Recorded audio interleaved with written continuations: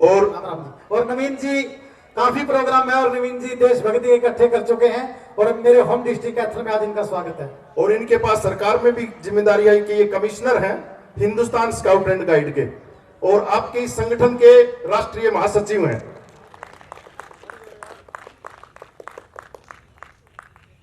मैं चाहूंगा कि अपने सीनियरों का आशीर्वाद लें और अपने साथियों से बात करें।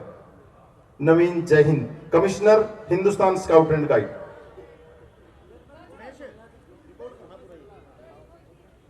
जिनके शब्दों में प्रेम और सीने में जिसके आग हो, जिसकी लेखनी में शुद्धता और जिसके कण कण में भगवान और फौजियों का नाम हो, आज इस पावन धरा पर इस मां भारती का एक ऐसा लाडला जिसने संत, सैनिक, सिविलियंस, माता और बहनों को जोड़ करके राजनीति के उन लोगों को यह हुंकार दे दी कि भारत का सबसे बड़ा गैर राजनीतिक संगठन जय हिंद मंच राजनीतिक पार्टियों से उठ करके है।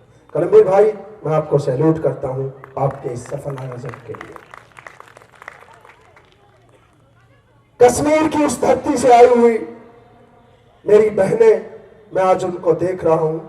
कुछ दर्द जो जय हिंद मंच के राष्ट्रीय अध्यक्ष ने दिया, आज जय हिंद मंच, ये भारत के वीर सपूत जो भारतीय सेना की कैप पहने हैं, इनके दिलों में भी वो दर्द है।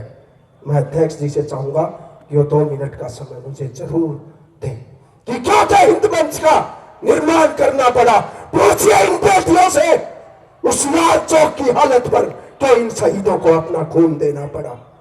उस दर्द को जब पास में देखा, तब 1988 में उस गांव की धरती से निकल करके मां भारती का सीना फाड़कर अन्न पैदा करता है किसान, और इस किसान के प्रत्येक दाने की कीमत जब वो सैनिक अपना लहू दे करके चुकाता है, तो तब जय हिंद मंच का सदस्य बनता है।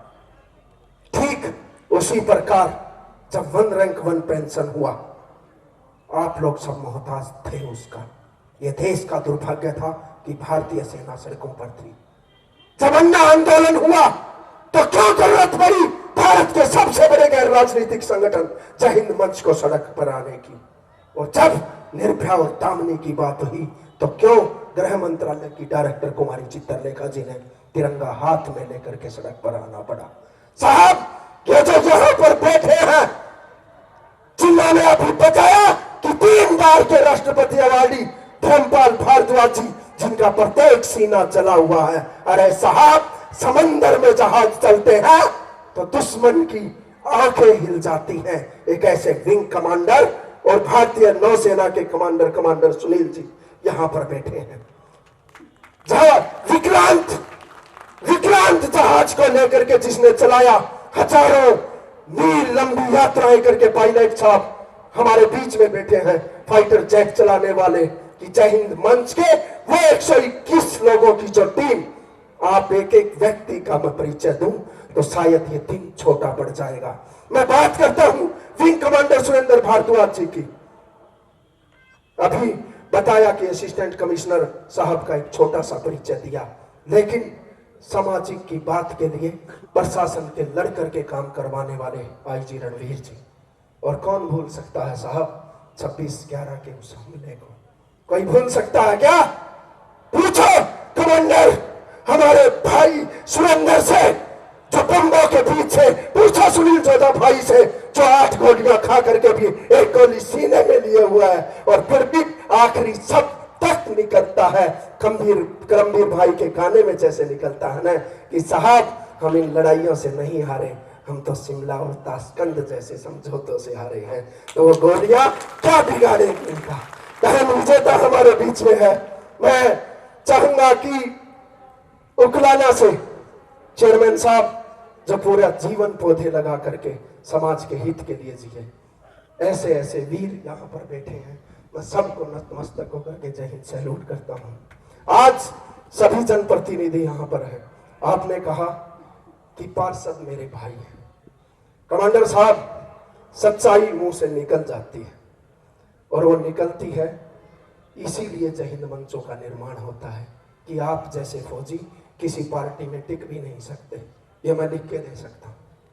नहीं दिख सकते ना? और इसीलिए मैं कहता हूं कि इन पार्टियों के झंडे उखाड़ फेंको और घरों पर सिर्फ राष्ट्र ध्वज निकाल लगाकर अपनी अस्मिता को बचा लो। इसलिए जय हिंद मंच का कार्य आप लोगों के बीच में हो जाएगा। कि उधर तर भटक करके 6,841 गांवों की तिरंगा यात्रा निकाल करके जय हिंद मंच के सुरेश शर्मा जी ने 10,54,000 लोगों का यह संगठन पूरे भारत में बनाया।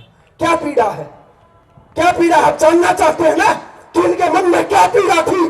क्योंकि ये सैनिक यहाँ पर बैठे हैं, हमारा देश का सैनिक हर बार सरहदों पर युद्ध जीतता है, लेकिन सरकारों का कमजोर नेतृत्व उस जीते हुए युद्ध को भी समझौते की मेज पर हरवा देता है। इसलिए साहब शिमला ताशकंद जैसे समझौते इस कर्मवीर फौजी को लिखने के लिए, आग लिखने के लिए कर्म बोली को करते हैं। आज बेटियां कश्मीर के उस लाल चौक पर हैं। 10 तारीख को 4 बार जिस प्रकार से लाल चौक पर तिरंगा फहराया, धारा 370-35 तुड़वाई, उसी लाल चौक पर 10 तारीख को जय हिंद मंच फिर से चीफ गेस्ट के तौर पर जा रहा है। और मैं इन बेटियों को यह आश्वस्त करता हूं कि कश्मीर के उस चौक पर जो लोग कहते थे कि कभी तिरंगा नहीं फहरेगा, आज मां भारती का तिरंगा वहां पर फहर रहा है। और आप भी इस कार्यक्रम में आकर के फहराएंगे ना? फहराएंगे तो फहराएंगे तो सैनिक यहाँ पर हैं। एक बार खड़े होकर के सभी अपने स्थान पर मेरे साथ एक सौगंध खाएं कि हम धर्म जाति क्षेत्र में नहीं बटेंगे, सिर्फ राष्ट्र को समर्पित रहेंगे और सैनिकों के सम्मान में रहेंगे। एक हम सब मिलकर मेरे साथ बोलिए, हम सब मिलकर ये सौगंध उठाते हैं कि पर्यावरण और प्रकृति को बचाएंगे,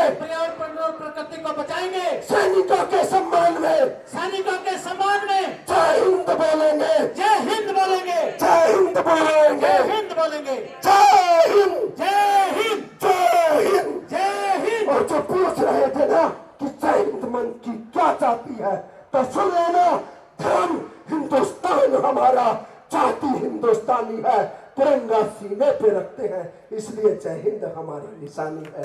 जय हिंद।